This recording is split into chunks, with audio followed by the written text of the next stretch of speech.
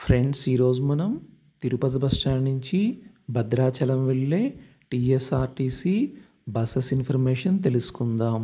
తిరుపతి నుంచి భద్రాచలం వెళ్ళే బస్సులు తిరుపతి బస్ స్టాండ్లోని 17వ నంబర్ ప్లాట్ఫామ్ నుంచి బయలుదేరి వెళతాయి.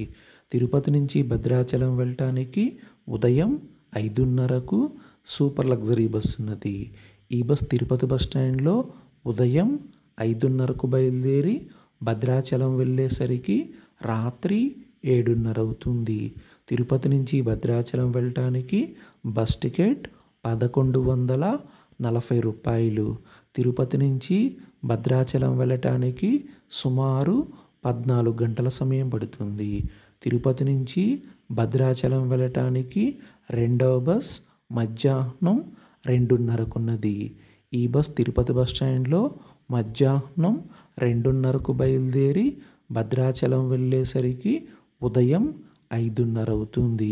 తిరుపతి నుంచి భద్రాచలం వెళ్ళటానికి మూడవ బస్ మధ్యాహ్నం 3:45కు ఉన్నది. ఈ బస్ తిరుపతి బస్ స్టాండ్లో మధ్యాహ్నం 3:45కు బయలుదేరి భద్రాచలం వెళ్ళేసరికి ఉదయం 7 అవుతుంది. తిరుపతి నుంచి భద్రాచలం వెళ్ళటానికి లాస్ట్ బస్ సాయంత్రం 4 గంటలకు ఉన్నది. ఈ బస్ తిరుపతిలో సాయంత్రం 4 గంటలకు బయలుదేరి భద్రాచలం వెళ్ళేసరికి ఉదయం 6 అవుతుంది.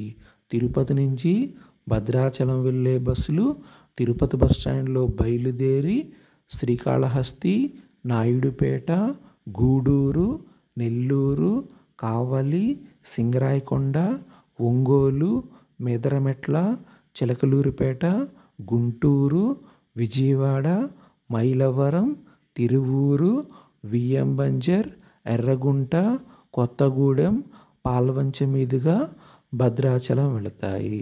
తిరుపతి నుంచి భద్రాచలం వెళ్ళే బస్సులు తిరుపతి బస్ స్టాండ్లోని 17వ నంబర్ ప్లాట్ఫామ్ నుంచి బయలుదేరి వెళతాయి.